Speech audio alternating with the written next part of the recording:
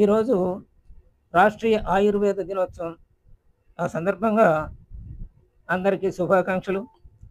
ఆయుర్వేద అధిష్టాన అధిపతి ఎవరు అంటే ధన్వంతరి. ఆ ధన్వంతరి భగవానుని ఆశీర్వచనాలు మనందరి యందు ఉండుగాక. ఆయుర్వేద ప్రయోజనాలన్నీ అందరికీ అందుబాటులోకి వచ్చి ప్రపంచమంతా శీఘ్రంగా ఆరోగ్య భాగ్యంతో పరిడవిల్లుగాక. ఆయుర్వేదం మానవాళికి లభించిన అద్భుతమైన ఏ కాలానికైనా అత్యాధునికమని అనిపించే అనన్య సామాన్యమైన గొప్ప శాస్త్రం. ఆయువు అంటే ఇక్కడ జీవితము అని అర్థం. అంతేకాని జీవిత కాలం అని కాదు. మన ఆయువుని పెంచేదని కాదు. మన జీవితాన్ని చక్కదిద్దేది అని. ఆయుర్వేదయతి విందయతి ఇది ఆయుర్వేద అంటే జీవితం గురించి తెలియచెప్పేది, జీవితాన్ని ఇచ్చేది ఆయుర్వేదం అని అర్థం. ఇంతకీ జీవితం అంటే ఏమిటి? శరీరం, మనస్సు, ఇంద్రియాలు, ఆత్మ, వీటి కలయికనే జీవితం అంటాం. అంటే వీటిల్లో ఏ ఒక్కటి లేకపోయినా అది జీవితం అనిపించుకోదు. ఇలాంటి ఈ జీవితాలతో కూడిన మానవులు ఈ ప్రపంచంలో ప్రధానంగా 4 రకాలని, ఆ 4 రకాల జీవితాలను వివరించేది, వాటి ఉద్ధరణకు తెలుసుకోనవలసిన విషయాల్ని తెలిపేది ఆయుర్వేదం.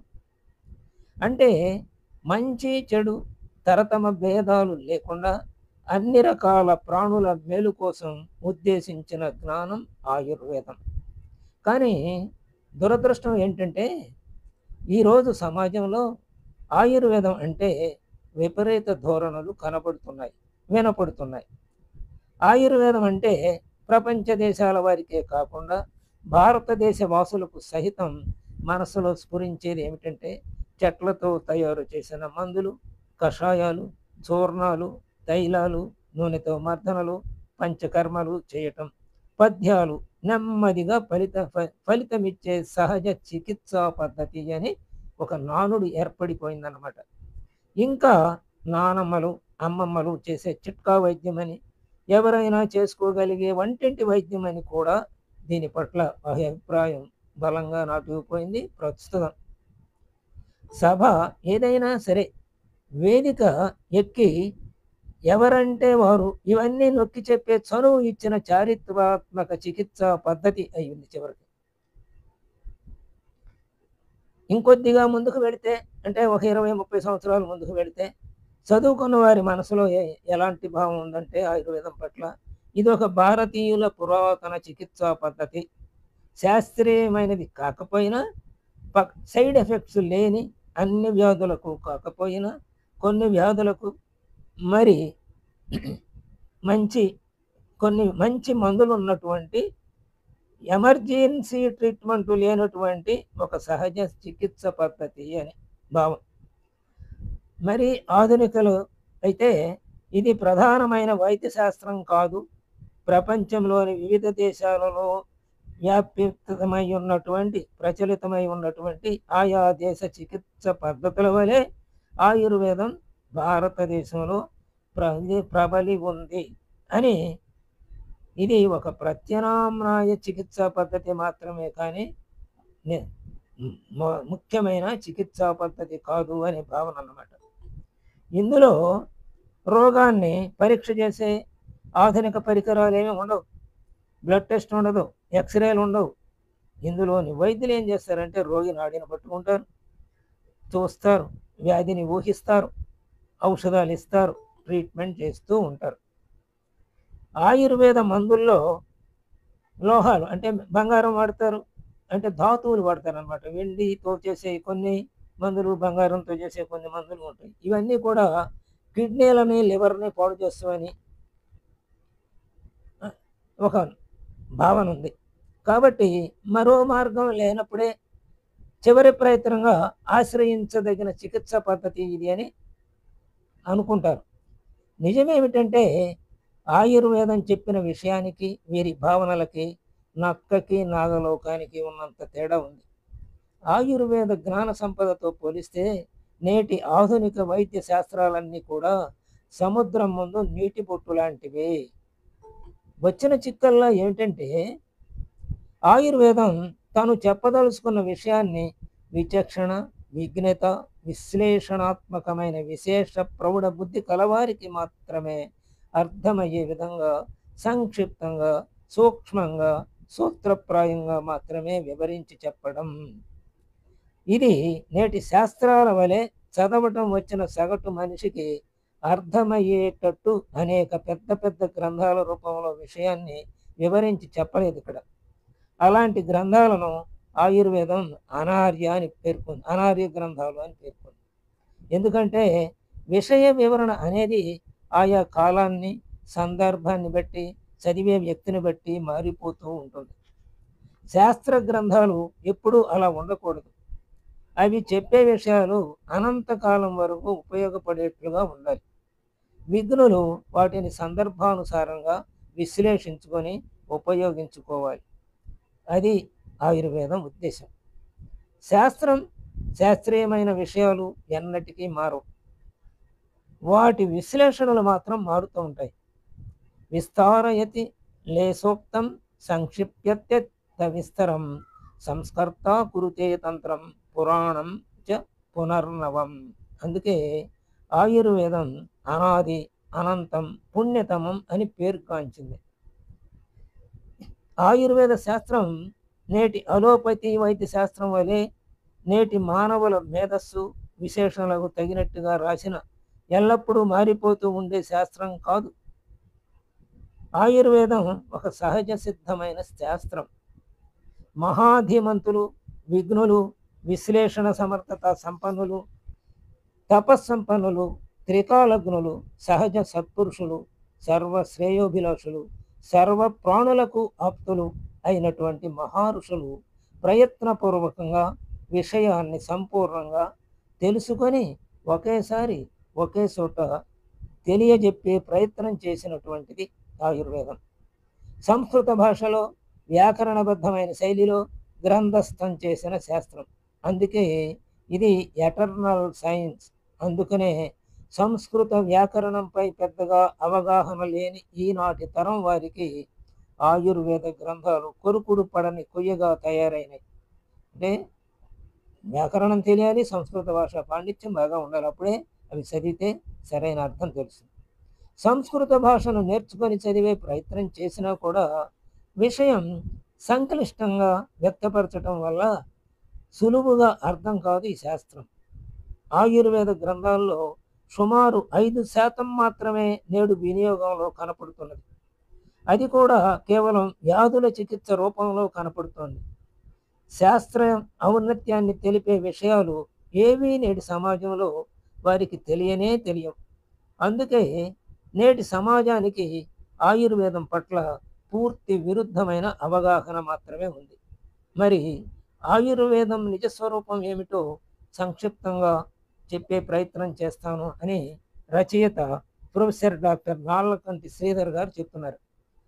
ఆయుర్వేదం వైద్యశాస్త్రం కాదు. వైద్యశాస్త్రం ఆయుర్వేదంలో ఒక చిన్న భాగం మాత్రమే. జీవము, జీవ సముదాయము, వాటి జనన, జీవన, మరణాలు, ఈ సందర్భాలలో వాటికి ఉపయోగపడే వివిధ వస్తు సముదాయాలు, వాటి జననం, గుణగణాలు, లక్షణాలు, ప్రభావాలు, పరిణామాలు, వీటికి ప్రాణులకు మధ్య ఉన్న సంబంధాలు, వాటి మంచి చెడు ప్రభావాలు. అంటే మనిషి మిగతా వాటన్నిటితోటి సంబంధం ఉంది. అంటే అన్నీ ఒక చక్రంలో ఉన్నాయి. ఈ చక్రంలో ఎక్కడ ఏది తెగినా చక్రం పూర్తి అవుతుందన్నమాట. అలాగే ఒకదాని మీద ఒకటి ఆధారపడి ఇవన్నీ కూడా మనుగడ సాగిస్తున్నాయి. కాబట్టి అందులో దేనిని మనం చెడగొట్టుకోకూడదు. కాబట్టి ఒకదానికొకటి సంబంధం ఉన్నాయి. కాబట్టి వాటి మంచి చెడు ప్రభావాలు నేల, నీరు, నిప్పు, గాలి, ఆకాశాల అంటే పంచభూతాల ఉత్పత్తి, వాటి గుణగణాలు, వీటి వల్ల వాతావరణం, ఋతువులు ఏర్పడే పద్ధతి, వీటికి జీవ నిర్జీవ వస్తు సముదాయాలకు గల సంబంధం, వీటిపై వాటి ప్రభావం, నేల, నీరు, నిప్పు, గాలిలో గల ప్రధానమైన రకాలు, వాటి గుణదోషాలు, జీవరాశుల మొక్కలలోని ప్రధానమైన జాతులు, వాటి శరీర భాగాలు, వాటి గుణగణాలు, ఉపయోగాలు, మనిషి పుట్టే విధానం, శరీర నిర్మాణ పద్ధతి, దానిలోని వివిధ అంశాలు, శరీర ప్రధాన అంగాలు, ఉపాంగాలు, అవయవాలు, వాటి ఉత్పత్తి, గుణగణాలు, కార్యాలు, వాటి కార్యాలను నడిపిస్తూ వాటి మధ్య సమన్వయాన్ని కుదిరించి ప్రాణాన్ని కాపాడే అంశాలు, ఇన్నిటిని పరిగణనలోకి తీసుకుని ఈ శాస్త్రం ఏర్పడిందన్నమాట. వాటి విశిష్టత, శరీరం వివిధ దశలు, లింగ వివేచన, వాటి విశిష్టతలు, వ్యక్తిత్వ నిర్మాణం, విశిష్టత మొదలైనవన్నీ కూడా వివరించి చెబుతుంది. ఆయుర్వేదం చెప్పిన ఒక విశిష్టమైన విషయం ఏమిటంటే, సజీవ నిర్జీవ సముదాయాల మధ్య ఉన్న ఒక విశేషమైన అనుబంధం, వాటి మధ్య గల సమన్వయ పద్ధతి. అంటే మన చుట్టూ ఉన్న నిర్జీవ పదార్థాలు స్పందన రహితంగా తటస్థంగా ఉన్నట్లు అనిపిస్తున్నప్పటికీ అవి మన కార్యకలాపాలకు అనుగుణంగా స్పందిస్తూ ఉంటాయి. తదనుగుణంగా వాటి గుణాలలో మార్పు చేసుకుంటూ ఉంటాయి.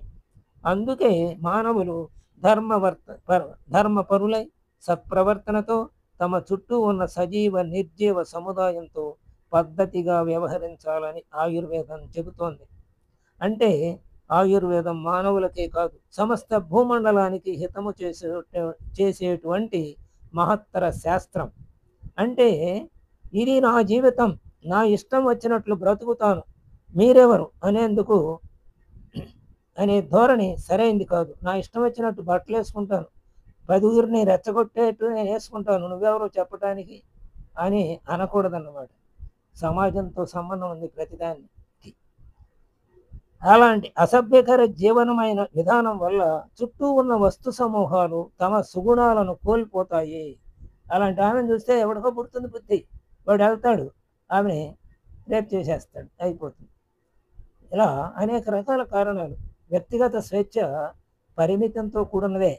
అంతే, కత్తి తిప్పడానికి మనకు అవకాశం ఉంది, కానీ అది ఇంకోటి తగిలితే ఒప్పుకోరు కదా. కాబట్టి అవి అంతే. సమాజంలో మనం చేసే ప్రతి పని యొక్క ప్రభావము సమాజం మీద ప్రతిఫలిస్తుంది. కాబట్టి ప్రతివాడు జాగ్రత్తగా ఉండాల్సిందే. ఇలాంటి అసభ్యకర జీవన విధానం వల్ల చుట్టూ ఉన్న వస్తు సమూహాలు తమ సుగుణాలను కోల్పోతాయని ఆయుర్వేదం హెచ్చరిస్తోంది. నేటి వరకు ఏ ఇతర జీవశాస్త్రాలకు శాస్త్రజ్ఞులకు తెలియని ప్రాణిలో ఉండే శరీరం, శరీర యంత్రాంగం, శరీర తంత్రం అనే 3 ప్రధాన అంశాలు, వాటిలోని వివిధ భాగాలు, ఈ మూడింటి స్థూల సూక్ష్మ నిర్మాణం, వాటి వివిధ అంశాలు, పనితీరు, వాటి మధ్య సంబంధాలు, ఈ మూడింటికి హితమైన అహితమైన విషయాలు, ఈ మూడింటికి గల ముప్పులు, వాటిని తొలగించుకొని వాటిని సంరక్షించుకొనవలసిన పద్ధతులు ఆయుర్వేదం వివరించి చెప్పింది. ఆరోగ్యం అంటే ఏమిటి? ఆరోగ్య సంరక్షణ, అభివృద్ధి, క్షయాలలో ఈ మూడింటి పాత్ర కోసం చాలా వివరించి చెప్పింది ఆయుర్వేదం. అదేవిధంగా ఆహారం అంటే ఏమిటి?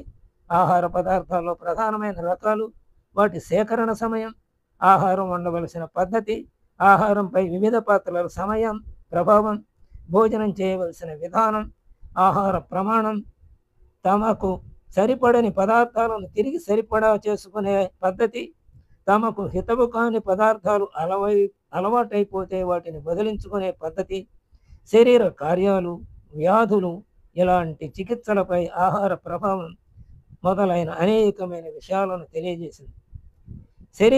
శరీర యంత్రాంగం, పనితీరు, వ్యాధుల రకాలు, వ్యాధుల ఉత్పత్తి చెందే పద్ధతి,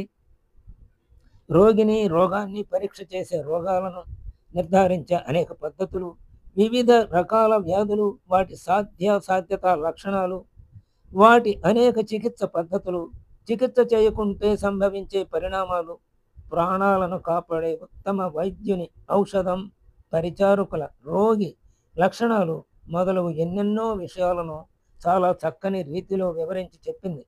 అంతేకాదు, శాస్త్ర విషయం విస్తృత తత్వాన్ని గమనించి వైద్యశాస్త్ర అంశాలను అలనాడే 8 విభాగాలుగా విభజించి వివరించింది. సుమారు 6000 సంవత్సరాల పూర్వమే అక్షరబద్ధమై నేటికి లభిస్తున్న ఆయుర్వేద గ్రంథాలు సృష్టికి, జీవితానికి సంబంధించిన ఎన్నో అద్భుతమైన విషయాలను ఇంత తార్కికంగా క్రమ పద్ధతిలో వివరించి చెప్పడం అనేది ఒక అద్భుతమైన అనితర సాధ్యమైన విషయంగా కనిపిస్తుంది.